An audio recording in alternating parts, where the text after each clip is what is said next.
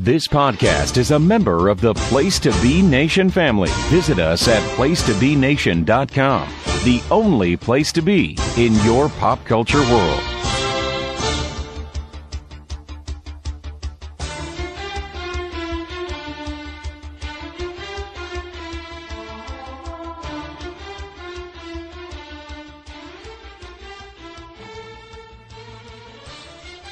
Place to Be Nation. Welcome to This Week in the NFL. Getting down to the nitty-gritty here. We're in the Conference Championship week. I'm here with my very intelligent Rico Suave. The ladies love him. My co-host, John D'Amato. I'm the Cowboy. John, how's it going? Hey, you're about 0 for 3. That's it's like watching a Knick game. Watching Tim Hardaway's shooting percentage. Gonna get another good pick. They're gonna get another good draft pick. Kevin Knox looks good. Oh yeah, we're gonna have a lot to talk about when we start This Week in Sports. Absolutely. So yeah, good point, John. You only have a couple more episodes of This Week in the NFL because the NFL's ending. So we're transitioning to This Week in Sports with Cowboy and D'Amato. I hope our listeners, our loyal listeners, will continue to tune in, and maybe we'll pick up a couple if we're talking about some different stuff. Not everybody likes the NFL. Most people do, but not everybody. So John, wild and crazy year, right? Seems like the field's just wide open. Wide open field. This is the year that there's going to be upsets. Anybody can make the Super Bowl. And, the home teams in the the 1 and 2 seeds, 4-0. 4-0. I don't know if anyone saw that coming, but it shows, John, the more we think we know, the less we actually know. Yeah, well, we went 3-1 on our picks, so at least we're not know-it-alls, but also we're not total fools. So, This is true. You're rocking what? I think you went 3-1 the other week too. So you're rocking about a 6-2, and I'm rocking about a 5-3. So we're above average. That's okay, you know. And nobody likes to know-it-all anyway. I'm in a little pool where just for fun with some folks where we about 25 people. We all pick the games, and I am currently in first place. So 3 games left. I control my own destiny. If I go 3-0, I will win. Congratulations. The apple doesn't fall far from the tree. We got a senior did well in our pick. He did. He's still alive, I believe. He's still alive. Yeah. It's come down to Brian and Senior. 2 guys. All those guys know how to do is win. Both of them. All they do is win. So, I don't know. I can't pick against either one of them. So, my prediction is it comes down to is they tie. That's what I think. That would be good. All right, so let's get right into it. Game 1. Chiefs 31, Colts 13. Man, oh man, I could talk about this game for the whole hour, John, but real no-show by the Colts, especially offensively. If I would have told you coming into that game that they would have had, 3 straight 3-and-outs, and like they were under 50 yards, I think, of total offense in the first half. I mean, it was like they were up against the 85 Bears. Luck looked awful. I don't know if it was the weather. I remember Peyton had some trouble in those weathery playoff games, but the Chiefs came out, stepped on their neck like they should. The Chiefs defense looked better than they have all season. You win the game in the trenches. The Colts didn't win in the trenches like they have been. And the Colts defense gave them multiple chances to get back in this game. They even, blocked a punt, scored a touchdown, and the offense was just having none of it. Just a total non-performance by the Colts, and the Chiefs kind of came out and took care of business. Not super impressive by the Chiefs, but they did it. They did enough to win, and the defense was impressive. I guess it depends on where you fall in that argument. Is this Chiefs defense for real now? Did they, over that 2-week period, fix everything, or did the Colts just lay a gigantic egg in a big spot? I kind of feel like it's more the egg than the Chiefs' defense suddenly being good. But I'd love your take. Well, number one, the weather. First of all, I saw a lot of pundits, a lot of so-called experts says, "Oh, it's going to favor the Colts because Mahomes has never played in this type of weather." I don't know where they got that from because the Colts are a dome team, and not only that, if you go back in history, I mean, I don't have the exact stats or whatever, but I would say like eight out of 10 times or 9 out of 10 times the any sort of weather situation always favors the home teams. You got the, they got their little tricks. Maybe they turn the heaters down a few degrees on the visiting sidelines, and just the home team just knows the fields, the ins and outs of the nuances of the field a little better. And if you go back in history, you would see that these any sort of weather situation favors the home team. And I don't see where the Colts would have a great advantage. The run games were about even, so. That was ridiculous right there, and you saw that definitely Mahomes wasn't affected by it. He played a little safer game. He didn't have any touchdown passes, but he ran one in, and he didn't turn the ball over. He didn't have to be risky. Yeah, I mean, they jumped on top of him, so jumped on him early, and the game was never really a doubt. So there's really no need for him to be gunslinging it around, right? Just win the game and move on. And also, how many times he drew the Colts defense off sides, and they definitely used their home advantage, which was another thing that went against the grain. All they heard about was how they haven't won since 1993 and all that, but they put that to bed. And I liked when it was 17-0 when the Colts got that block punt, made it 17-7, and I'm sure people thinking, oh, here they go again. Here's where Andy Reid's team collapses, and Mahomes just went bang, bang, right down the field. About 4 or 5 passes, boom. Travis Kelce just tore him up, and that's a situation where that the Colts got to clean up in the offseason. Their linebackers and safeties, they gave up some big games to tight ends over the years, and they just went right to Travis Kelce, boom, bing, bang, boom, about 5 players, and just like that, it was 24/7. It was never a game. Yeah, but then people are. Vinatieri had his worst playoff game. Maybe it's just his worst game overall as a pro, missing when he missed that 23-yard field goal. Not that 24-10 is great, but at least you're within 2 scores. No, combined with the extra point, it would have been a one-score game. Right. They could have. That was the one chance to get it to 1 score. But if he would have had those kicks, it would have been 7 points. But not to be. It was never in doubt for me. No, same here. So impressive performance by the Chiefs, unimpressive performance by the Colts. But we talked about it last week. I think they'll be back, and they're being linked to both. I mean, they've been linked to both Brown and Bell. I wonder if they pull the trigger on either one of those. But you talked about it last week, John. This is a team built for success for the long haul. So nothing to hang their heads about after starting 1-5. Winning a playoff game, right, is pretty good season. It's a pretty good season, and they lost to a very good team. So, the future's bright in Indy.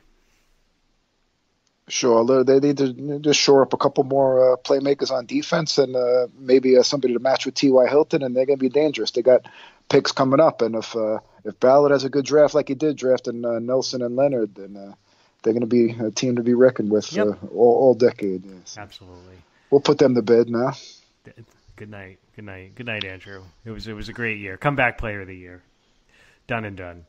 Next up, this is the one we got wrong, and we've been riding the Cowboys all season, and I got some thoughts here. So Rams 30, Cowboys 22. In a game that never really felt that close, but that the Cowboys did have chances to. One in particular, a chance to really make this a game. The Rams ran right through the Cowboys defense. And when I say ran, I mean ran. I mean just an ungodly rushing performance. Both C.J. Anderson and Gurley were over 115 yards. It was they just gashed them from beginning to end with big runs. Kind of flipping the script because you would think it was going to be the Cowboys and Zeke gashing the Rams, but the Rams really controlled this game with their running game. Once they got up, the Cowboys are not a team really, really built to play from behind, but they did have their chances. And there's one 4th down play. The Cowboys were driving, 4th and 1. They had given it to Zeke on the last 4th and 1, right up the middle. The Rams it was obvious they were selling out to stop, say, hey, do anything but hand it to him up the middle. And Jason Garrett, who evidently is going to be back, his coach, I guess we're just going to give it to him up the middle. And he got stopped, and that effectively ended the game for the Cowboys. Good season for the Cowboys. The Rams played their best game in a while. It was really weird. It's not how they usually play. We'll talk about the next week later. It's not how they usually play. The Cowboys defense came up small, not being able to stop the run. I guess they were focused on stopping the passing game or something. I don't know what it was, but those linebackers that we love did nothing to stop. And the interior guys did nothing to stop this ridiculous rushing attack by the Rams. So Rams heading out with some momentum. Cowboys, just like the Colts, had a good season after not a great start. Better season than a lot of people thought they were going to have. But what stuck out to you in this game? Because I know we both thought this was going the other way.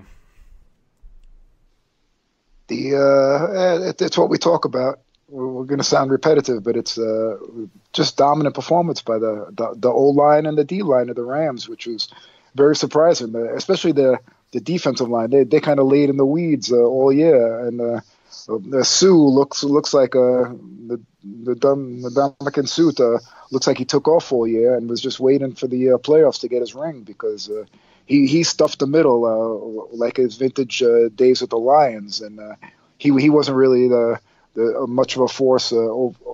Kind of coasted during the season where the teams ran on them. And their offensive line, they just controlled. I mean, C.J. Anderson, come on, the guy was moving furniture during the year, and he also played for the Raiders. Maybe he picked up some offensive plays from the great John Gruden. Yeah, and, through osmosis. He brought that knowledge. Just through osmosis. He was just around him for a few days, and boom, he leaves. Once again, he's one of the 5 best running backs in the NFL. I can't even say it with a straight face once again when I tried the John Gruden thing, but yeah, that was a shocker, and I agree with you 100%. You nailed it. I think Dallas was expecting more of Sean McVay, boy wonder, a lot of passing, and Sammy Watkins and Cooks, a lot of what they're known for, a lot of razzle dazzle stuff, but they just went straightforward, old school, and Dallas just was not ready for it. And a big thing was. It seems like Sean Lee and Van Der Esch, they kind of play the same exact position, and for some reason they can't both be on the field at the same time, and they couldn't figure that out. A lot of times Sean Lee was in there. Van Der Esch, who was made All-Pro as a rookie, was on the sideline, and then that really hurt them. Not that I blame him. I mean, Sean Lee, when he's healthy, he makes a lot of plays. He's a great linebacker too, but. They couldn't figure out a way to get them both on the field. They must play the exact same position. So it did. It's a good play. That hurt them. It just so happened on the the 3rd down where Goff sealed the game with the run. It was Sean Lee who missed him. Sean Lee had a shot at him at the sticks and then didn't make the play. And Van Der Esch was on the sideline. Going down with a talent like Van Der Esch on the sideline, that's shocking. But I have to dispute your call of the Ezekiel Elliott, the 4th down play. How many times have we seen where teams they try something, they try a pass or they try some some razzle dazzle something on a 4th and 1, and then everybody jumps them saying, "Oh, you got Ezekiel Elliott, you got the best running back in the league. All you got to do is give it to him, and he gets a yard." That's what they did. I really can't dispute them. They just didn't block. They just didn't block for him. Sometimes it just comes down. The coach can only do so much. The coach can only do so much. It's up to the guys in the trenches, like we always say. Repetitive again. But the guys gotta block somebody. I mean, I said it, John, because I'm watching the game, and I'm pulling for the Cowboys, and I see the defense the Rams are in. And I said, I got you. Don't just give it to Elliott. Don't just give it to him up the middle. And there was a play earlier in the game where they pitched it to him. You're right. It's just a little misdirection like that. I mean, it's just when they're set, or at least spread them out. You know what I mean? Instead of having all the horses in there, at least spread some guys out to thin the middle out. Like if you watch, a team like the Pats or a well-coached offensive team on those fourth down plays, they're running motion. They're doing different things other than just putting 10 guys at the line of scrimmage and trying to run it down your throat. Anyway, I know he gets that 7 or 8 out of 10 times. So can't ever say it's a bad call. It just really seemed in that scenario that the Rams were selling out to stop it, and like anything else would have worked. But I guess that's partially on Dak too. He's got the ability to change that play at the line if he wants to. Yeah, well, Sean McVay, he saved the reputation, especially all these other 8 teams that had job openings. They all went for the next Sean McVay, the next boy wonder genius that runs the spread offense, and they all went for offensive-minded coaches. So if he took a loss there in 2 years in a row in the first playoff game, that would have been a big hit to his reputation, and especially to all these teams that's the trend of the league, going towards more the offensive-minded coaches. So that was a big win for him. But and he coached. It was great game plan. I mean, take nothing away from it. It wasn't. He didn't try to get too fancy. He, they saw. They must have seen something that they said, we can run on these guys, and they just ran and ran and ran. And I like that I know C.J. Anderson was bagging groceries, but he was effective the last 2 weeks of the season for them. And even with all-world Todd Gurley back, McVay had them split the carries evenly, and they were it really worked well because they both were fresh the whole game. So kudos to him. Very, very good coaching performance. Definitely. Right, moving on. This was a surprising one. So, as Chargers at New England, Patriots win 41-28 in a game that really wasn't even close to that close. Speaking of laying in the weeds, I don't know what that was, but I was with my little nephew, my cousin, and my uncle over at Buffalo Wild Wings, wearing the Josh Gordon jersey for the first time that senior had bought me for Christmas. Nervous as hell about this game. And then the Pats came out and looked like it was the regular season in 2007. Man, I mean they were just, but both the run game and the pass game was just phenomenal. I mean, I know I talked last week about I thought this was going to be a big James White and Julian Edelman game, but I certainly didn't expect this. Neither one of those guys were both completely unstoppable. The Chargers just had no answer for either of them, and the Chargers had no answer for Michelle for the running game. And then on offense or defense for the Patriots, I mean, they really shut the Chargers down until the game was completely out of hand. I mean, it was 35-7 at halftime, and it could have been more. If it could have been that Brady had a little brain fart at the end of the half and didn't get the team up to spike it in time. Otherwise, it would have been 38-7. So just a complete domination by the Patriots that has really flipped the script for a lot of people, and we'll talk about the upcoming AFC title game. But just where it almost felt like one of those, like the Lakers with Kobe and Shaq, where they were like kind of didn't give a shit about the regular season and then just turned it on in the playoffs. I mean, it had that sort of feeling to it, like the Patriots were playing possum all year. I don't know if I believe that, but hell of a performance. 8 straight AFC title games, I believe, which is incredible. And I know a lot of people are not fans of the Patriots because of all the winning, but I think it's going to be a thing like you'll miss them when they're gone, because true greatness doesn't happen too often, and we're experiencing it now.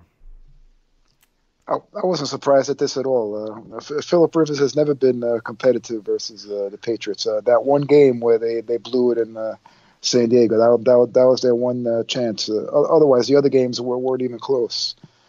And even that game, the personnel on that Chargers team compared to what the Patriots had that year, it was like on paper they should have beat the Patriots by 30 points. Yeah, that was Rashay Caldwell was our number one receiver.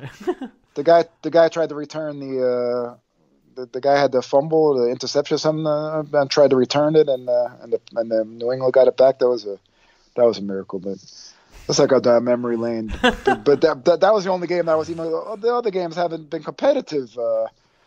Philip Rivers spends more time crying at the refs, yelling at his team or whatever. It was a joke.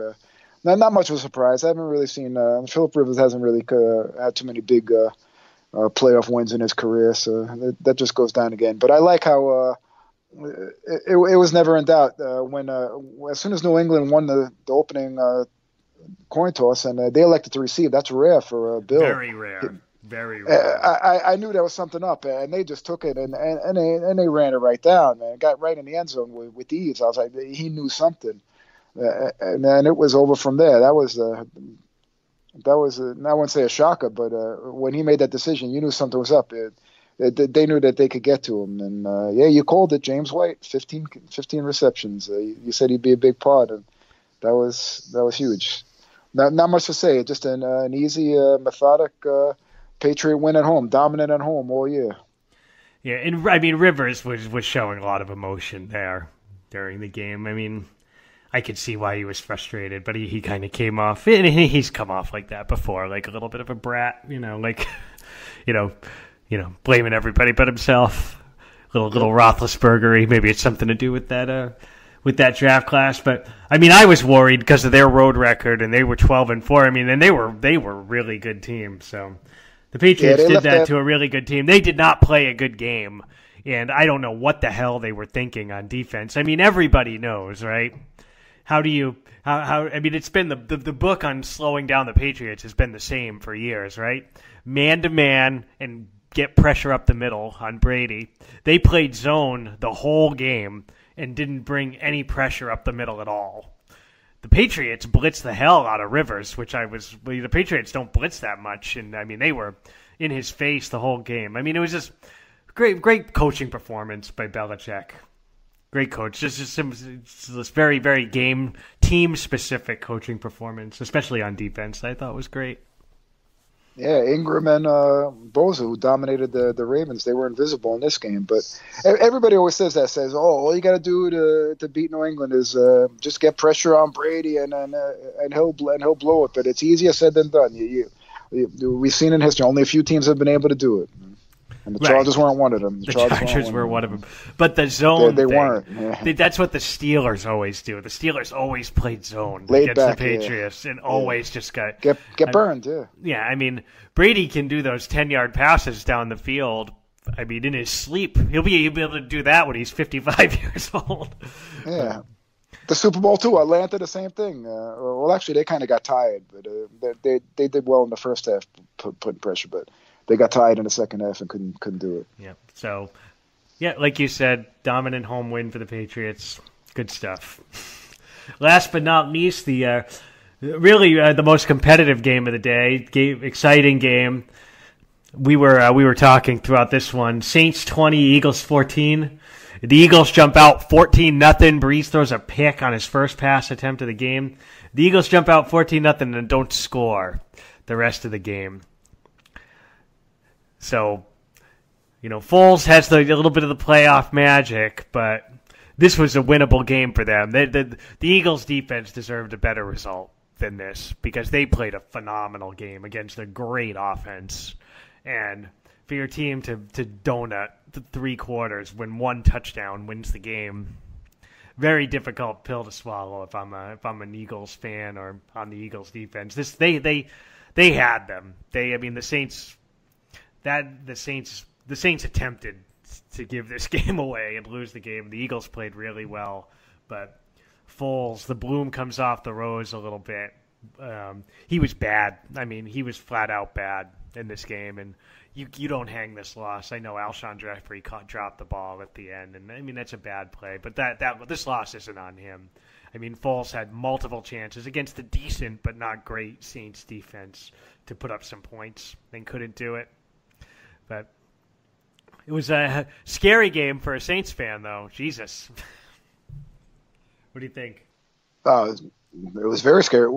And again, we should pat ourselves on the back. We said that New Orleans will come out a little rusty. I figured the Eagles would jump out 7-0, but that was beyond rusty. I mean, Breeze. There was some full starts, delay of games. They were more nervous than the Eagles were, and just very down 14-0.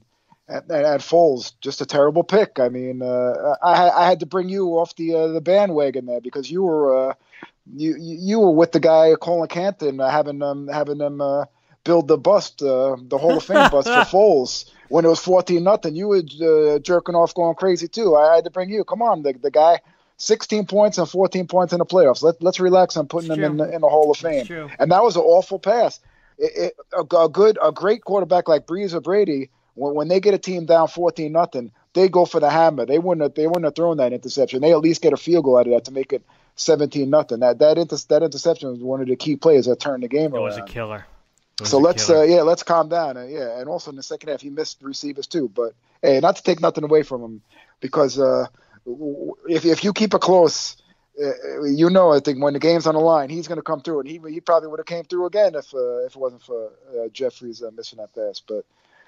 But also another big play was down 14-0. Peyton just went all out with that with the fake punt, and the Eagles were right there. They were ready for it. And Taysom Hill he's just a bulldog. He's a load. He bowled his way through it because the Eagles were right on it. It wasn't like they were fooled or anything. So Peyton, the riverboat gambler, he usually when he takes the gambles, he is usually successful with it. And also that drive that took about 11 minutes or whatever the hell it was. They kept going back with penalties, 2 steps forward, 2 steps back, and then eventually the fourth down play, and it wasn't even Michael Thomas. A little nervous because that Kirkwood kid drops some passes sometimes at time, and he came down with it and got his feet in. Michael Thomas was huge right there. I mean, what a game he had, and we saw that coming too because Allen Robinson lit them up the week before, and so the Eagles have kind of had trouble with number one receivers all year, but this was ridiculous. Every time, 3rd and 15s, Thomas was making it look easy. Man, heck of a player. I'm not sure I'm on board with the recency bias of, Michael Thomas is definitely the best receiver in the NFL. I think I like him a lot. I think he's in a pretty good situation. Doesn't quite have, for my money, best receiver in the NFL. There's a little bit more of a game breaker, just a little bit. He doesn't, not a lot of big plays. Doesn't give you that Beckham-esque where he can take it to the house at any time. He's a great receiver, but a healthy Julio Jones to me is the best receiver in the NFL. That's just me, though. Yeah, you have an opinion on that? We'll table that debate for another time. I just want to give one last praise to the Eagles. They, after embarrassing themselves early on, they defended their championship very well. Nothing to be ashamed of. And also, agreed. Their defense in this game, they made the Saints work for every yard. That Fletcher Cox had a monster game. He was just a beast in the middle. He was in on every play. And also, I got to give credit that LeBlanc kid. He's kind of a nomad. He's kind of like on his 3rd different team. They had to pick him up because of injuries. He played great. He had a pick, and he was deflecting passes. He was in there on every play. For a guy that was like a nomad, not a high drafted stud. It's like his 3rd different team. He represented himself very well. So kudos to the Eagles. And I don't mean to shit on Foles, but let's hold off. He was in a perfect situation with a great team, with a great offensive line and a great defensive line, but he showed that if it's a close game, he could get you over the top. But he's not the guy that's going to carry a team. Some mediocre team. It's probably going to be a team that has blue uniform is going to sign him to $20 million, and he's not going to carry them over the top unless they improve other areas of the team. Now, maybe if he goes to a team like Denver or Jacksonville, that's just one or two players away, he might have a better shot in doing some of his magic there. Man, you think I don't know that he's. It's such a tough thing because he looks so pedestrian sometimes. Yeah, he makes some awful passes. He's good in the clutch. But, I mean, even last year before the playoffs, I mean, he was awful at the end of the season. I mean, putrid, awful. He's good for at least one bad pick a game, sure. Yeah, I mean, I don't know if you remember 2 years ago, the last game of it was week 16. It was Raiders-Eagles on a Sunday night. Or Monday night, I'm sorry. I mean, and it was just the worst game I've ever seen. I mean, it was like 7-3 or something, and I mean, neither guy could do anything. Anyway, rant over. Unfortunately, I hate to say it, but your boys made him into a folk hero because lousy-ass Patricia couldn't come up with a friggin' he played great in that game. Year. He really did. I mean, he played phenomenal in that game, and he played great. He played very well against the Bears, too. The Bears have different kind of defense, but I mean, all through. I mean, he had like a Flacco-esque kind of run through the playoffs last year. You know what I mean? Just I mean, he was I just streaky. think if your boy Patricia had a little bit of game plan, and also if you're a control freak of a coach, did Malcolm Butler didn't salute him or whatever the fuck the reason why he didn't play? Maybe things could have been different. They could have been. That statue wouldn't have been up there of Foles. All right. Bringing back bad memories. The dark cloud just came over the podcast here. All right, so let's take a look at the conference championship games. Wait, hold up, Roger. Before that, let's take a halftime break from football. I have to ask you an important question. Oh, of course. To one last time to honor non-football related, to honor the Sopranos' 20th anniversary of the premiere of the Sopranos. I'm going to give you a multiple choice question. All right. All right, I'm ready. What was Paulie Walnut's most despicable act? I'm going to give you 4 choices. Number 1, A, is when he sniffed Adriana's panties when they were searching Moltisanti's house during his initiation. Okay, that's A. B, when they had to blow away the waiter that was having a seizure after he disputed Moltisanti stiffened him on the tip, and then they wound up hitting him in the head, and he was having a seizure, and Paulie had to put 2 in him. That's A. That's B. C, when he strangled, when he suffocated that poor the old bat Minnie Matrone when he was trying to steal the money under her bed. That's C. And D, when he botched the Russian episode by antagonizing the Russian, and then he tried to throw Chris under the bus when he got Paulie on the phone. He blamed it all on Chris. So what was his most despicable act that it was for? So for me, the Russian episode was the best episode in the history of the show, I think. Of course. But the most despicable act was suffocating the old woman. Minnie Matrone, that malignant cunt. She was rough. She was rough, but I got a question for you. Okay. You remember your first blowjob? What was his name? How long did it take him to come? How long did it take him to come? Right. Did you hear what I said? Yeah, how long did it take him to come? Yeah. I know. I was doing the Paulie. Paulie Walnuts. Never be another character like him. Great stuff. That was a good little halftime show there, John. I wasn't expecting that. Coming with some creativity this week. Yeah, I usually like to follow your lead, but sometimes you got to take charge. And, I appreciate that. That was good. Wait, was it just a one question, or we? Oh yeah, we're done, man. Yeah, you take the wheel. Just like in New Orleans, you take over the wheel. Yep, exactly. For better or worse. All right, so Rams at Saints, rematch of a game the Saints won fairly comfortably during the regular season to give the Rams their first loss. Rams played a better game. Rams played a better game in the divisional round. Their performances against the Cowboys was, in my opinion, more impressive than what New Orleans did against Philly. I think the game comes down to a lot of, again, not to be repetitive, but you have these two kind of high-flying offenses, but kind of the underbelly to both these offenses, the dirty little secret is that both of them are very much kind of run-first teams. And you saw that with the Rams last week, and the Saints' offense is very much predicated on getting Kamara and Ingram going.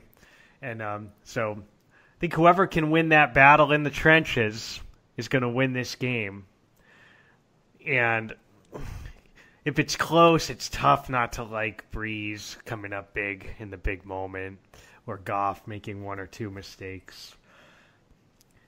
I just think New Orleans is a better version of this Rams team. I think the Rams are going to get there, but I think New Orleans is all wrong for them. I think it's the toughest out of the 4 teams left, 3 teams other than the Rams. I think the Rams would have an easier time in the Super Bowl with either the Chiefs or the Patriots than they will with the Saints. I think it's just a bad matchup for them. So I like the Saints here for the reasons I stated. I think it's a big game on the ground because I think the Rams are going to, kind of similar to the Cowboys this week, I think they're going to want to stop the passing attack. I think Kamara and Ingram both have good games. And New Orleans defense showed me something, even though it was Foles. Goff can get rattled if things aren't going well. And I don't know if it's rattled or he has bad games because he seems to be cool and collected, but he seems like things can snowball for him and he has bad games. And I can see the Saints jumping out on them a little bit early, maybe a pick from Goff mixed in there, and before you know it, they're up 14-17, and we saw how good they are at chewing the clock up when they have a lead. So Saints by double digits, that's what I think. Yeah, as usual, boring as usual. Like I'm banking on the Saints too. Pretty much, I think I had in the column 31-19 or something like that. I'm banking on the Saints that they're not going to come out rusty. They're going to be ready from the start. They played a horrendous first quarter with the Eagles, and that's not going to happen again. They're going to be primed and ready for this one from the opening coin toss. And their defense is very underrated. The Saints kind of always had that reputation of a soft team, but they got a tough defense, very tough. Even though they lost Rankins, that was a big loss for them. But they have some good backups in there. They have some monsters on that line, like Cam Jordan. That really, I know the Rams' running game is a lot better than Philly, but Philly could do absolutely nothing on the ground, which was also they didn't really help Foles out there. Where they had to rely solely on the pass, and although the Rams' running game is a lot better, I still don't see them tearing them up like they did the Cowboys. So I'm going with the Saints too in double digits. Man, we're both going double digits. So I like the experience of Peyton over. I think McVay is he's gonna get his eventually, but. This is Breeze just turned 40 and just too much experience and the home field. I think the Rams are 1 year away, and the home field is huge. The Saints are so tough to beat there. But so we're in agreement. So for the next game, John, I'm going to have you lead us off. So Patriots Chiefs in Kansas City in the freezing cold. Let's give us your analysis because I'm certainly at least biased and I'm having trouble seeing this one clearly. So, all right, hold off that. First of all, you should have quit while you're ahead and kept quiet because I just did a Doppler weather search and it's not going to be as traumatic as you think. They was talking about it's going to be 10 degrees or something. The latest report. As of Thursday night, is Kansas City. They're going to get some snow on Saturday. They're going to get that big storm on Saturday, and Sunday's looking at about game times. Temperatures looking at about 30 degrees into the 20s. So I don't see the weather being too much of a factor there, if that holds up. Yeah, certainly. Because then at the beginning of the week they were talking about this is going to be an ice bowl. It was going to be like 10 degrees, and but it looks like all the badness is going to be out Saturday, and by the time Sunday rolls around, it'll just be a cold day. So we could scratch the weather as a factor, although that could change too. But I like Bill Belichick in his career with the Patriots. Opposing teams have scored 40 points 7 times, and 3 of them were Andy Reid. So I look for Andy Reid to have continued success with the offense. I think the Pats played their perfect game last week, and much like the Saints and the Rams, it looks like Houston's defense was kind of waiting for this moment. They were laying in the weeds all year, and they got tired of all the criticism, and they're saving their best for the playoffs. Justin Houston is gonna get that pressure that the Chargers didn't get. He's gonna get a couple of hits on Brady, and we're looking at about a 34-31. Chiefs are gonna pull it out. All right, man. I love the Pats. This is a tall order, and I mean, over the years, it's. I've learned time and time again that you can't underestimate Tom and Bill in the playoffs. But sure, I don't either. But I just think that Reed's finally going to come through, and he's finally got the Mahomes magic on his side. Yep, and I'm not disagreeing with you. I think so. Looking at it objectively, the Patriots have been a bad road team this year. Unbeatable at home, bad on the road. So that's strike one. That hurts. Strike two also, is Kansas City specifically has been a house of horrors for the Patriots historically. Go ahead, John. I'm sorry. No. Also, the reason. What's the reason why they're playing this game in Kansas City and not New England? Is because of that stupid Miami game. Another road game. That's gonna come back to haunt them. I just think that kind of bad karma is going to be. That's going to be the swaying factor, and it's going to come back to that stupid play at the end is the reason why they didn't have home advantage. Yeah. So, on paper, it's tough not to like Kansas City because of those reasons. The thing is, the thing you got to worry about if you're a Kansas City fan is Reed's a good coach, a great coach, but he has had some kind of game management issues, and Belichick's sort of the master with that stuff too. If the game's close, if the game's real close in the fourth quarter, some of the intangible stuff with Brady and Belichick versus Mahomes, who's an incredible talent, but is also a kid who, like in that Rams game, he made a couple of mistakes. I mean, I love the guy. I absolutely love the guy. I think he's phenomenal, but tight game, fourth quarter of the playoffs. You almost feel like Brady and Belichick could pull the rabbit out of the hat, or create that one mistake. That's kind of what we're hanging our hat on. It wouldn't surprise me at all if the Chiefs kind of jump out and win a 34-24 kind of game.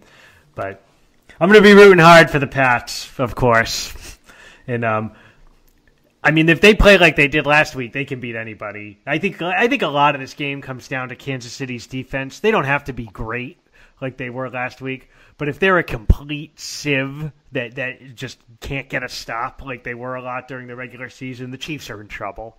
If they're just a little bit better than that, like you said, and they can put some pressure on Brady and they can get a couple of stops, excuse me, the Chiefs are probably going to win the game because the Patriots are going to have trouble stopping them, especially if your weather report holds up. If it's 5 degrees or something, I mean, that I know I think 99 times out of 100 it does favor the home team, and I think that this would be that one time that it would actually favor the Pats just due to experience in those kind of conditions.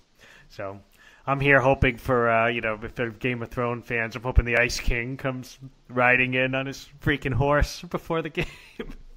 And but either way, great games. Both of them, I mean, this is what you want, right? You have these guys were the 4 best teams in the NFL for the season, and now they get to play each other for a shot at the big one. So regardless of result, the Super Bowl is going to be awesome because there's built-in storylines no matter what. You could have, if it's Rams, Pats, if the 2 underdogs win, you've got the old genius versus the new genius, right?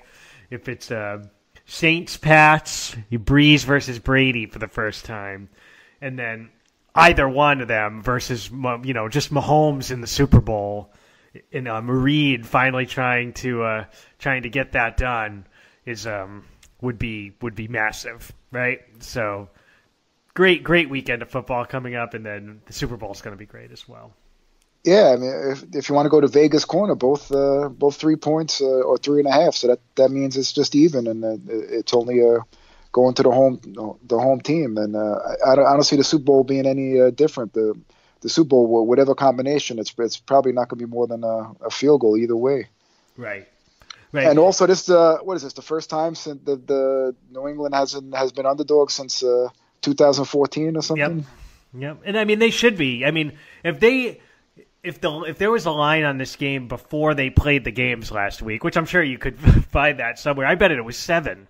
I mean, this is right. I mean, it's only 3 because of how good the Patriots looked against San Diego. Yeah. Right on paper, because of the stuff we talked about, the Chiefs should be 6 or 7 point favorites. Really. Yeah, but based off last week, New England played a great game. They did play that knocked a couple points. They close to a perfect game. So in the B&B era, I believe they're 3-4 on the road, and 3 of those losses were at Denver. Correct. And the other one was the Colts game where they were actually winning 21-0. 21-3. I remember that game. Yeah. That was the year that they beat the Chargers. And yep. That team, that was Brady. Even though they didn't make the Super Bowl, that was I think their best performance because the personnel that year was just awful. You should go back and look at that roster. It was terrible. And the next year, because of that, they went out and got Moss and Welker and all those. No, I remember that, but they had the Colts beat that. It was over. They had them damn down 21-0. Yeah.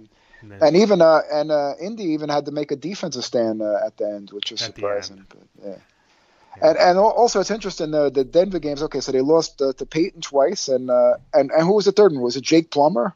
It was Jake Plummer. That wasn't in the title game though, right? That was it was in the division round. Yeah, the division, sure, but it was Jake Plummer who then the Steelers went to beat them in Denver. Wow. Denver's a house of horrors for the Patriots too. Yeah. But Kansas City has thumped the Patriots in the regular season a few times. No, of course. Wasn't this what year was that? The infamous "We're on to Cincinnati" game where they everybody. No, that was the year they beat the. That was the year the Patriots beat the Seahawks in the Super Bowl. Yeah, but that was but what caused the? It was the they lost 44-7 or whatever to Kansas City on Monday Night Football. Yeah, the famous "We're on to Cincinnati" game where everybody buried. That was the end of the Patriots dynasty. Yeah, I was hosting. I was hosting the Sports Lounge at the time, and I had my friend, an analyst, Rocky, on, and Rocky single-handedly turned around the Patriots dynasty by taking out the shovel, and the direct quote was, the dynasty's over. You have to trade Brady right now while you can still get something for him. That was the direct quote. So, Rock, I know you don't listen, but if you ever do, thank you. All of Pat's Nation thanks you for your mush skills. We're still waiting. It's going to go into the next decade. Unbelievable. So we'll be in contact during the games, John. As per usual. Definitely. We plan to we'll do a little recap, and then we'll follow. Hopefully, we'll do a quick recap of the games, and then we'll follow the week after with the Super Bowl preview. Sure. Super Bowl preview, and next week just a quick recap because I am going to be traveling to Phoenix for some WWE. I'm going to be going to NXT TakeOver on Saturday. I'm going to be going to the Royal Rumble Sunday, and I'm going to be going to Monday Night Raw on Monday night with my good buddy Ryder. I heard you have an interview with Cliff Kingsbury to join his staff because I'm sure whoever he's going to hire probably knows less than you about football. Well, I do have a better career winning percentage than him. Yeah, sure. I mean, 500. But you haven't put up 70 points a game in the Big 12 playing against the fucking college scrubs. It's true. We'll see. Sometimes these things work out. So yeah, I know. They should just have Larry Fitzgerald coach the team. But yeah, so can't wait for the weekend, guys. As per usual, please contact us either in the chats or directly or however with any comments or stuff you want to talk about. If anyone wants to come on and talk with us, we are more than open to that. It's been a 2-man show all season. We almost had 3, but the guy heard I sent him an episode, and he must have been like man, I can't hang with these two studs knowledge-wise. So he backed out. So it's really, if anyone wants to come on, we're happy to bring a third or a fourth or a fifth into the debate. Right, my friend? Yeah, and good luck to we have our nation. We have a Saints representation in the nation, so hopefully it'll be. And also we have a lovely Patriot fans, you and Brian and Matty Suze and Senior, of course. We have lovely Patriot fans, Jason Sherman and our Saints brothers, Mr. Reese, JJ, who gave us a shout out, and Steve Bennett. So good luck. So hopefully it's a Pats and Saints, because I don't think we have any Rams or Chiefs fans in our hood. So that's true. So it's good to see it. It's a rare opportunity. If I had to pick, I love the Saints guys, but if I had to pick what I would want the game to be, if you let me just pick, I would pick the Pats Rams. Yeah, because you want Bill to take advantage of. I want to win. Of course, man. You want the best matchup, sure. All right, so for Mr. D'Amato, I'm the Cowboy. It's been another great week, and enjoy the games this weekend. We are out. Salud.